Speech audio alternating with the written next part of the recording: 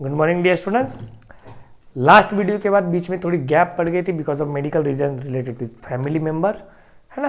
तो अब उसकी डिटेल में तो मैं जाऊंगा नहीं, लेकिन कुछ मेडिकल रीज़न के कारण मैं हॉस्पिटल वर्क में बिजी था, जिसके कारण मैं वीडियो अपलोड नहीं कर पाया। उसके लिए I am very sorry for that. और रही बात अपने डिजिटल बोर्ड की, बात कही थी मैंने, तो डिजिटल बोर्ड अपना आ चुका है। उसका इंस्टॉलेशन प्रोसेस शायद आज की तारीख में हो जाए, ठीक है। तो वो जैसे ही होता है तो अपने सारे वीडियो अभी डिजिटल बोर्ड पे शुरू हो जाएंगे, जहाँ पे अपन सीईटी के ऑब्जेक्टिव क्वेश्चंस भी ट्राई करेंगे जल्द से जल्द शुरू करें। और नीट और मेन जेई मेंस के वीडियोस तो शुरू होने ही वाले हैं, ठीक है। तो आज के वीडियो में जो अपना ऑसिलेशन के कुछ एक्सरसाइज के 3-4 न्यूमेरिकल्स बचे थे, उसे हम कवर करने की कोशिश करते हैं जल्दी जल्दी। छोटे छोटे न्यूमेरिकल से ज़्यादा बड़े है नहीं, जल्दी से उन्हें ख़त्म करके आज का वीडियो अपन समाप्त करेंगे और फिर अपन नए चैप्टर के साथ आगे बढ़ेंगे ऑन डिजिटल बोर्ड, ठीक है। तो कुछ बचे हुए न्यूमेरिकल्स जो थे उसमें से ही देखते हैं। तो एक 17 नंबर का न्यूमेरिकल अपना बाकी था बेटा, जो भी बाकी थे सभी के सभी अपन देख लेंगे। जल्दी जल्दी होने वाले 5-5 मिनट के क्वेश्चन है, ज़्यादा बड़े नहीं है। दिखते क्वेश्चन बड़े हैं लेकिन सॉल्यूशन बहुत ही स्मॉल है, तो डोंट वरी अबाउट दैट। अब बहुत सारे बच्चों की लिंक वीडियो की ब्रेक हो चुकी होंगी, तो वापस से आने की कोशिश कीजिए, पूरी सीरीज को वापस से देखिए। मैं ऑसिलेशन की भी प्लेलिस्ट बना के रख देता हूँ, आप लोग उसे भी फॉलो करिए और अपने मैक्सिमम स्टूडेंट्स के साथ शेयर, फ्रेंड्स के साथ शेयर कीजिए। रहे अपने वन शॉट वीडियो, तो ऑसिलेशन खत्म होने के बाद अपन रोटेशनल डायनामिक्स का भी वन शॉट लेंगे, ऑसिलेशन का भी वन शॉट लेंगे, हर एक चैप्टर के वन शॉट्स भी आते रहेंगे। चलिए देखते हैं। A particle performing linear SHM of time period 2 pi seconds, कितना है 2 पाई सेकंड्स, क्या दिया है हमें उस पे जाते हैं अपन। पहले टाइम पीरियड दिया है भैया हमें 2 पाई सेकंड, फटाफट लेंगे। चलो ठीक है। About the mean position O, मतलब एक मीन पोजीशन है O नाम की मीन पोजीशन है, जिसके अबाउट पार्टिकल क्या कर रहा है, ऑसिलेशन कर रहा है, बराबर। और ये जो मैक्सिमम डिस्प्लेसमेंट रहता है बेटा, इसे हम क्या बोल देते हैं, एम्पलीट्यूड। मीन पोजीशन से यहां तक जो जाते हैं। चलिए, is observed to have a speed of b√3 metre per second, कितनी b√3 metre per second, when at a distance of b metre from O, जब वो पार्टिकल O से b इतने डिस्टेंस पे है, O से b इतने डिस्टेंस पे है, इस समय उसकी वेलोसिटी दी है बेटा b√3 मीटर पर सेकंड। चलिए बढ़िया, समझ में आ गया हमें। If the particle moves away from O at that instant, इस समय पार्टिकल जब O से जा रहा है तो कहाँ जा रहा है, उससे अवे जा रहा है, दूर जाने की कोशिश कर रहा है, ठीक है। Find the time required by particle to travel a further distance b, और इसके अगर वो b डिस्टेंस जाता है तब उसको कितना टाइम लगेगा, ये यहां से यहां की मोशन को कितना समय लगेगा, ऐसा हमें पूछा है। क्वेश्चन समझ में आया। पार्टिकल का हमें क्या दिया भैया, टाइम पीरियड, और पार्टिकल मीन पोजीशन को क्रॉस करते हुए अवे जा रहा है। अवे जाते समय जब वो मीन पोजीशन से b इतने डिस्टेंस पे है, तब उसकी वेलोसिटी है b√3 मीटर पर सेकंड। उसके आगे फर्दर b डिस्टेंस अगर उसे जाना है तो उसके लिए कितना समय लगेगा, ये हमें क्वेश्चन में पूछा गया है। ओके, अब टाइम पीरियड t = 2 पाई है, तो टाइम पीरियड पे से हमें क्या मिल सकता है, 2 पाई बाय ओमेगा। तो यहाँ से हमें ओमेगा मिल जाएगा। ओमेगा क्या हो जाएगा, क्योंकि टाइम पीरियड की वैल्यू कितनी है 2 पाई, 2 पाई क्या हो जाएंगे, कैंसर। तो ओमेगा = कितना आ गया भैया, 1। ओके, नाउ अब अपने पास वेलोसिटी का जो फॉर्मूला है, एट जब x = कितना दिया है, b, जब x कितना है, b है, तब वेलोसिटी कितनी है, b√3, ये हमें दिया हुआ है मीटर पर सेकंड। तो v का तो फॉर्मूला पढ़े ना अपन, ओमेगा √ऑफ क्या होता है, a² - x² होता है। चलिए ठीक है, तो वेलोसिटी की वैल्यू कितनी है, b√3, मैं पुट कर देता हूं, ओमेगा की 1, √ कौन बचेगा, a² - x² हो गया बेटा, ठीक है। तो दोनों साइड का स्क्वायर लेंगे तो यहाँ क्या बचेगा, 3b², यहाँ बचेगा a² - x की वैल्यू कितनी है, b², तो ये इधर आ जाएगा। तो a² = क्या होगा, 3b² + b², मतलब कितना हो गया, 4b²। तो a² = 4b² मतलब a = कितना हो जाएगा, √4 का 2, बी स्क्वायर का बी, तो ए की वैल्यू कितनी आई भैया 2b, तो ए की वैल्यू कितनी आ गई 2b आ गई। ठीक है, ए की वैल्यू कितनी आ गई 2b। अब थोड़ा सा देखिए, ये b था, ये आगे b था, मतलब 2b ट्रैवल करके पॉइंट कहाँ पहुंचेगा, एक्सट्रीम पे पहुंचेगा। कहाँ पहुंचेगा, एक्सट्रीम पे पहुंचेगा ना। क्लियर है या नहीं। अब मोशन होती कैसे, हमें एम्पलीट्यूड मिल गया भैया 2b बराबर, समझो। अब हमें उसने यहाँ से यहाँ का पूछा था, अब पूरी मोशन का टाइम पीरियड कितना है 2 पाई। अब मोशन कैसे होंगी, ओ से पहले पार्टिकल यहाँ जाएगा, यहाँ से वापस यहाँ आएगा, यहाँ से यहाँ जाएगा, यहाँ से यहाँ आएगा। इस पूरी मोशन को हम क्या बोलेंगे, एक ऑसिलेशन बराबर। इसका मतलब ओ से लेके इस एक्सट्रीम पोजीशन तक जब x इक्वल टू कितना है a है, तो टाइम पीरियड कितना होगा, पूरी मोशन का टाइम पीरियड डिवाइड बाय 4। तो मैं ऐसा बोल सकता हूँ at x is equal to A, at x is equal to A अगर मैं टाइम लिखूँ तो x के फॉर्मूले पे भी अगर गए अपन x इज इक्वल टू ए के फॉर्मूले पे, तो x इज इक्वल टू क्या होता है भैया a sine omega T. A sine क्या होता है, ओमेगा टी होता है। ठीक है, तो x की वैल्यू किसके बराबर बोल रहे हैं, a के बराबर। a is equal to sine omega T. तो x की वैल्यू कितनी दी है, लेकिन हमें 2b दी है। कितनी दी है 2b। अगर मैं इस पे से सॉल्व करूं तो मुझे टाइम पीरियड मिल जाएगा, क्या मिल जाएगा, t मिल सकता है। क्या मिल सकता है मुझे, t मिल सकता है। लेकिन इससे करने की जरूरत नहीं है आप लोगों को, मैं बताता हूँ कैसे। तो जब particle x is equal to a पे जा रहा है तो उसको कितना समय लगा, ये अगर हमें निकालना है तो omega T is equal to क्या होता है भैया, साइन 90 हो जाएगा। फिर भी देख लो एक बार, कोई बोलेगा सर इस पे से नहीं बताया वैसे कैसे, तो शॉर्टकट अगर देखना हो तो ये पूरी मोशन का टाइम है t, तो यहाँ से यहाँ तक मोशन का टाइम क्या होगा, 1/4 ऑफ गिवन टाइम। पूरे टाइम का 1/4 हो जाएगा, क्योंकि ये तो 1/4 मोशन है। तो इसका 1/4 क्या होगा, इसको 4 से डिवाइड कर देंगे तो कितना टाइम बचेगा, π/2 सेकंड बचेगा।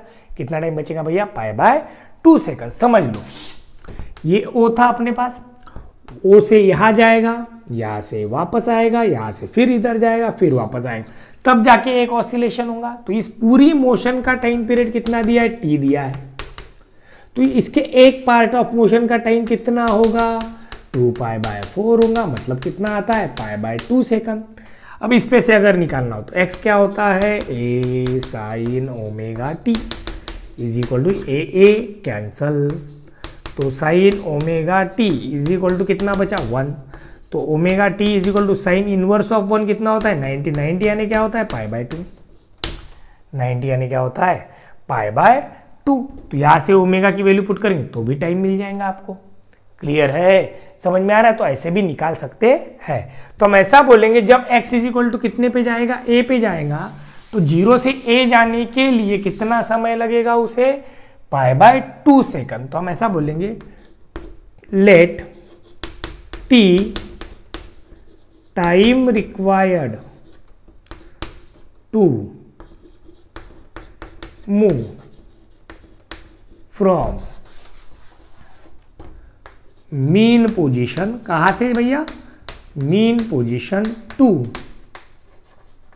Extreme position.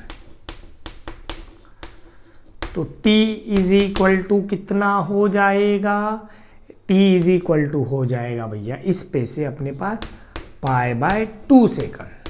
तो इसको मैं ऐसा लिख देता t/4, तो ये हो जाएगा 2π/4, तो ये हो गया भैया π/2 सेकंड। ठीक है, अब ये तो यहां से यहां तक जाने का टाइम हुआ ना, तो इसमें से इसका टाइम क्या करना पड़ेगा, माइनस करना पड़ेगा। तो मैं ऐसा बोलूंगा let t1 time required to move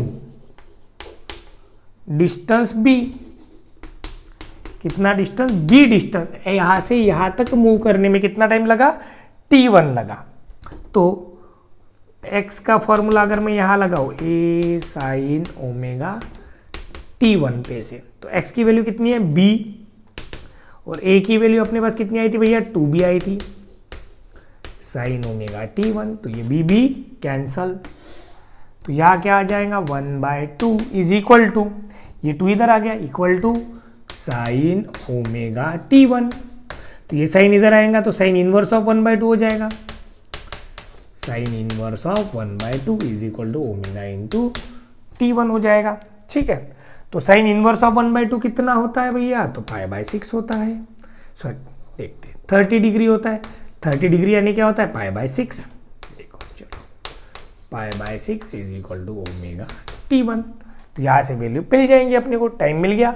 अब इन दोनों टाइम का फर्क, दोनों टाइम का डिफरेंस यानी अपने लिए क्या हो जाए, क्योंकि ओमेगा की वैल्यू कितनी है अपने पास, 1 है ना भैया, देख लो 1 है। तो यहाँ से T1 कितना आ गया, π/6 सेकंड। तो ये π/6 कहाँ से कहाँ तक लगा है, यहाँ से यहाँ तक जाने को, और यहाँ से पूरा यहाँ तक जाने का टाइम कितना था अपने पास ऑलरेडी, π/2। तो ये बचा हुआ टाइम क्या होगा, पूरे टाइम में से इसको क्या कर दो, माइनस। समझ में आया, तो उसमें से क्या कर देंगे, इसे माइनस कर देंगे भैया। तो ये हो जाएगा अपना अभी ऐसे। तो हम अभी बोलेंगे let T2 time required to cover further distance B, therefore T2 is equal to क्या हो जाएगा, T माइनस T1। तो T कितना था, π/2 माइनस π/6, 6 माइनस 2 4, 4/12, 4 π/12, 4 1 जा 4 3 जा, तो ये आ जाता है π/3 सेकंड। तो ये आ गया भैया T2। समझ में आया, नहीं समझ में आएगा तो एक बार फिर से बता था। अपने पास क्या था, एक पार्टिकल है जो कौन सी मोशन परफॉर्म कर रहा है बेटा, ऑसिलेशन परफॉर्म कर रहा है, जिसका टाइम पीरियड कितना है, 2π सेकंड है। जब वो मीन पोजीशन को क्रॉस करता है और कितना डिस्टेंस कवर करता है, b इतना डिस्टेंस कवर करता है, तो उस b इतने डिस्टेंस पे उसकी स्पीड कितनी रहती है, b√3 मीटर पर सेकंड। ठीक है, ओके। तो ये हमें दिया था, तो हमने ये लिया। तो यहाँ से यहाँ तक जब b पे गया तो उस पे से हमने क्या निकाल लिया, एम्पलीट्यूड निकाल लिया कि x is equal to b पे b कितना था, b√3 था। तो हमने एम्पलीट्यूड निकालते, एम्पलीट्यूड कितना आया भैया अपना, 2b आया। कितना आया था, 2b। अब क्या हुआ, हमें उसने क्या पूछा, जब ये पार्टिकल ये b डिस्टेंस ट्रैवल हो, इसके आगे और b डिस्टेंस ट्रैवल करने को कितना समय लगेगा। जब हमने एम्पलीट्यूड निकाला तो हमें ये पता चला कि ये b के बाद b अगर ट्रैवल करता है तो एक्सट्रीम पे पहुंच जाएगा, क्योंकि एम्पलीट्यूड की वैल्यू कितनी है, 2b। ठीक है, तो जब एक्सट्रीम पे पहुंच रहा है मतलब ये 1/4 मोशन होगी ऑसिलेशन की, तो पूरी ऑसिलेशन का समय 2π है, तो उसके 1/4 मोशन का टाइम पीरियड कितना हो जाएगा, उसका T/4। तो 2π/4 मतलब π/2 सेकंड हुआ। फिर हमने देखा 0 से b जाने में कितना समय लगा, तो वो हमने निकाला, let T1 be the time required to move distance b। तो x is equal to a sin omega T1 पे से हमें कौन मिला, तो b मिल गया। तो b सॉरी क्या मिल गया, T1 मिल गया। तो T1 कितना आया अपना, π/6। फिर हमने बोला कि इसके आगे फर्दर जाने वाला टाइम है t, तो इस 1/4 वाले टाइम में से इस टाइम को क्या कर दिया हमने, माइनस, तो T2 मिल गया, खत्म। चलिए, तो ये हुआ बेटा अपना कौन सा नंबर का, 17 नंबर का। अब देखते हैं नेक्स्ट एग्जांपल। चलिए फटाफट, थोड़ा बड़ा लग रहा होगा न्यूमेरिकल कुछ लोगों को, लेकिन इतना भी डिफिकल्ट नहीं है। चलो, होप सब बच्चों की पढ़ाई बढ़िया चल रही है। अभी नवरात्रि के 9 दिन तो पढ़ाई बहुत कम की होंगी सबने, और वीडियो नवरात्रि के कारण बंद नहीं थी भैया, ध्यान रखना।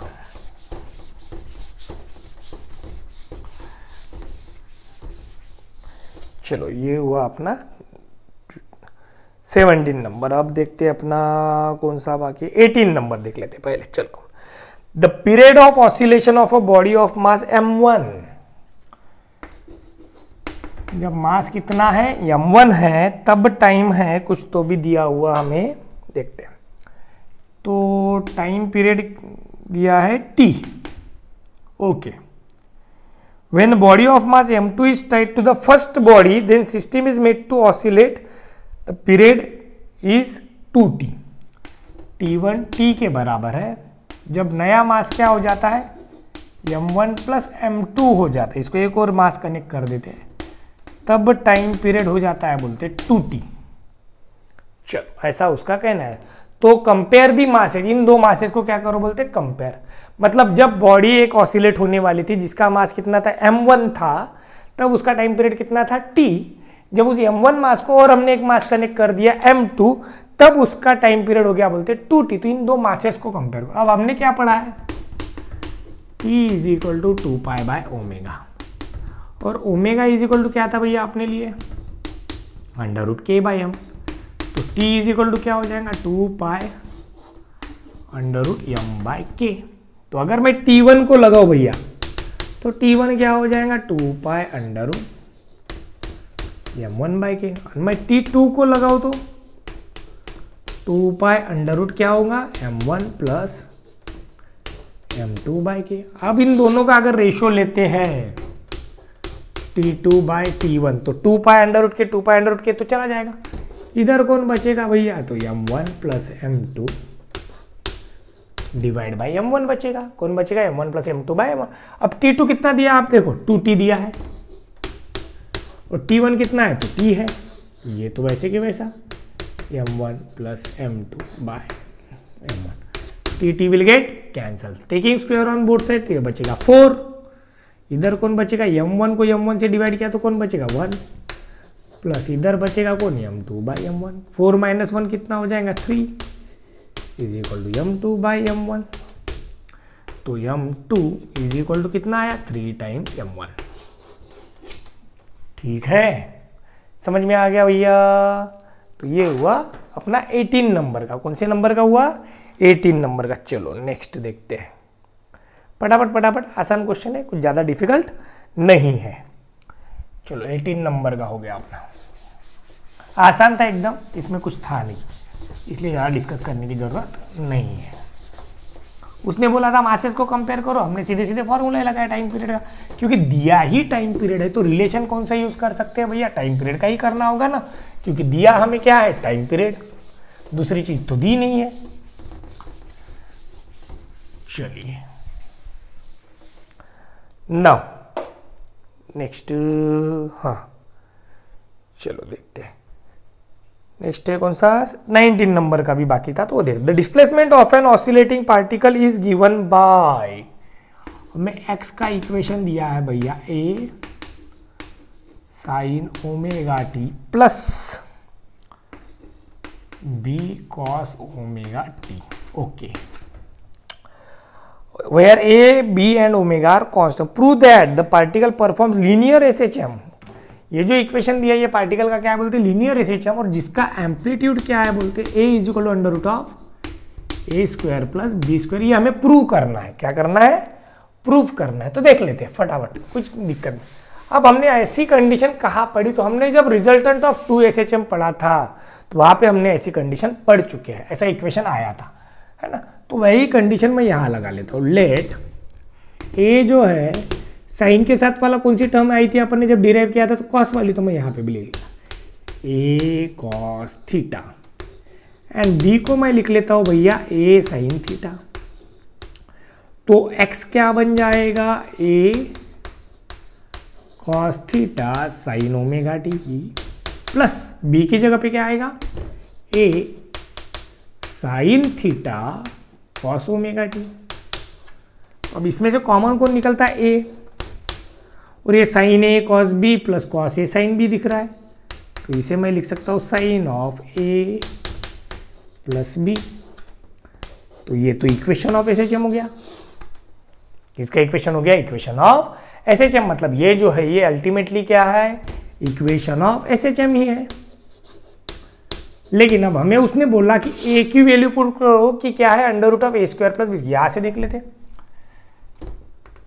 ए स्क्वायर प्लस बी स्क्वायर क्या हो जाएगा a square cos square theta plus a square sine square theta. तो यहां से तो ए स्क्वायर कॉमन निकलेगा, a square plus B square is equal to a square, और sine square theta plus cos square theta तो 1 हो जाएगा। तो ए इज इक्वल टू क्या आ गया under root of A square plus B square, खत्म। चलिए बढ़िया, ये हो गया अपना 19 नंबर का। आसान था एकदम, कुछ भी नहीं था इसमें, ऑलरेडी हमने ये पढ़ चुके हैं। तो हमने सिर्फ ये पुट किया ए की जगह पे a cos theta and b की जगह पे ए साइन थीटा रख दिए। A cos theta sine omega T, A sine theta cos omega T, a common निकला sine of A plus b हो गया। ठीक है भैया, चलिए नेक्स्ट देखो 19 भी हो गया अपना। 20 आप लोगों को करने को बोला था मैंने, है ना। ठीक है चलेगा, अभी देख लेते हैं अपन कौन सा बाकी है। 21 बाकी है और 23 बाकी है, 2 ही बाकी है। फटाफट फटाफट देख लेते हैं। अब जिसने कुछ वीडियो देखे होंगे पढ़ाई करी होंगी तो उसके लिए आसान है। जिसने नहीं पढ़ा होगा, नहीं करा होगा, उसके लिए डिफिकल्ट है।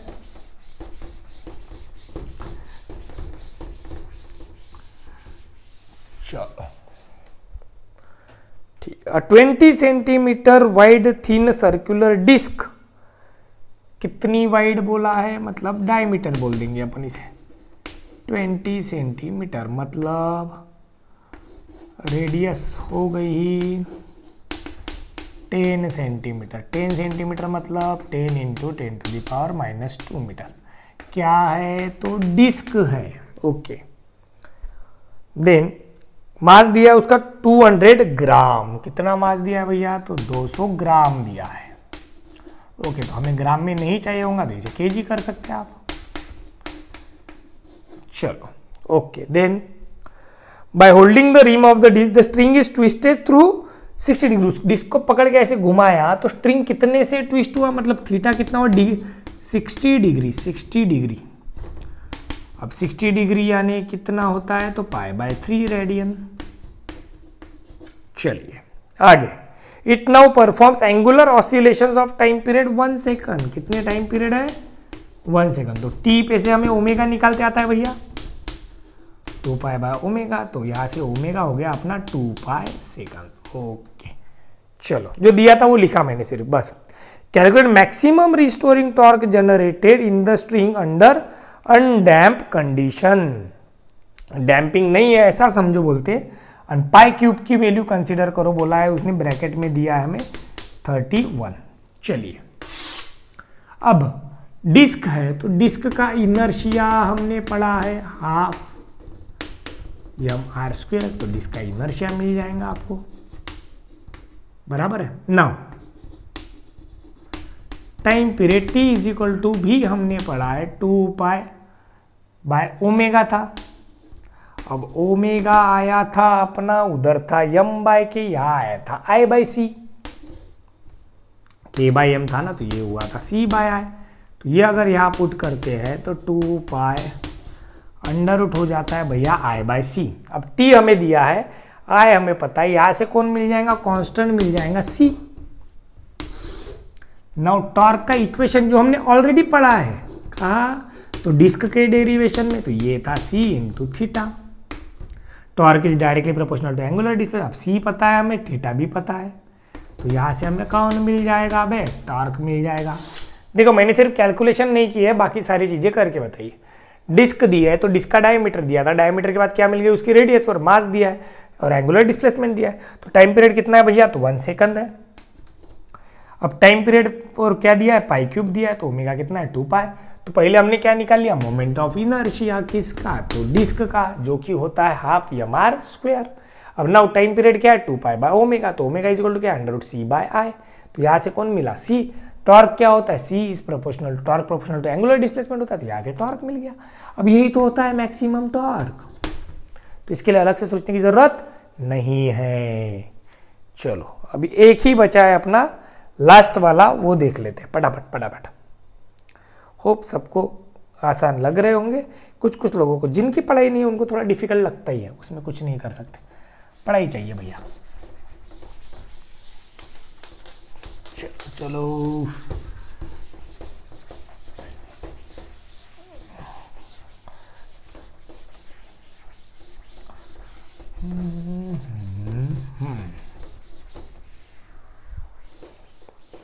चलिए नेक्स्ट लास्ट वीडियो है, मैं सॉरी लास्ट क्वेश्चन है, that is 23 number. Wooden block of mass कितना है, m is kept on a piston that performs vertical vibration of adjustable frequency and amplitude. मतलब एक पिस्टन है, सपोज ये पिस्टन हुआ, इसके ऊपर एक वुडन ब्लॉक रखा है जिसका मास कितना है, m। ओके ठीक है, और ये जो पिस्टन है सपोज ये सिलेंडर के अंदर है, और ये क्या करता है, ऐसा वर्टिकल वाइब्रेशन करता है ऊपर नीचे। ठीक, during vibration we don't want the block to leave the contact with the piston. इस पिस्टन के साथ इस ब्लॉक का कॉन्टैक्ट टूटना नहीं चाहिए, ऐसा उसका कहना है। मतलब दोनों के बीच कॉन्टैक्ट क्या रहना चाहिए, मेंटेन। ठीक है, आगे how much maximum frequency is possible if amplitude of vibration is restricted to. Amplitude हमें दे दिया भैया 25 centimetre, 25 into 10⁻⁻² metre. Okay, then in this case how much is the energy per unit mass of block. क्या पूछा उसने? पूछा अभी तो एनर्जी पूछी है पर यूनिट मास, और क्या पूछा है हमें? फ्रीक्वेंसी पूछी है। दो चीजें पूछा है। अब समझ के चलते हैं कि ये ब्लॉक है, अगर मैं इन दोनों को, अब इसमें कुछ भी दिया नहीं है कि इस पे क्या एक्सेलरेशन है क्या, अब कोई चीज नीचे जा रही है तो उस पर आने वाला एक्सेलरेशन कौन सा होता है भैया? इन जनरल कौन सा होता है? तो एक्सेलरेशन ड्यू टू ग्रेविटी। अब इन दोनों के बीच कांटेक्ट कब मेंटेन रहेगा? जब दोनों का एक्सेलरेशन क्या रहेगा? सेम। दोनों का एक्सेलरेशन क्या रहेगा? सेम। तब उनके बीच क्या रहेगा? कांटेक्ट मेंटेन रहेगा। तो हम ऐसा बोलेंगे to maintain contact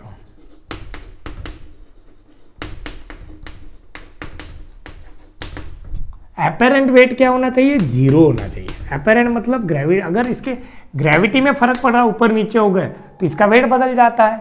apparent wait ये पढ़ते हैं अपन ग्रेविटेशन, क्या होना चाहिए? 0। मतलब ए ब्लॉक का किसके बराबर होना चाहिए? जी के बराबर, मैक्सिमम वाला एक्सेलरेशन। अब फॉर मैक्सिमम क्या एक्सेलरेशन, हमने एक फॉर्मूला पढ़ा था, a max is equal to a omega square. तो ए मैक्स की वैल्यू किसके बराबर है भैया? जी के बराबर है। ए कितना है अपना? 25 इंटू 10⁻⁻² ओमेगा स्क्वायर। तो यहां से हमें ओमेगा मिलेगा, बट ओमेगा क्या होता है? 2πf होता है। तो एफ क्या हो जाएगा भैया? Frequency omega upon 2π। खत्म। क्लियर है? नेक्स्ट आते हैं किस पे? तो एनर्जी पे। तो एनर्जी का बेसिक फॉर्मूला था हाफ kx²। पढ़ा है हमने।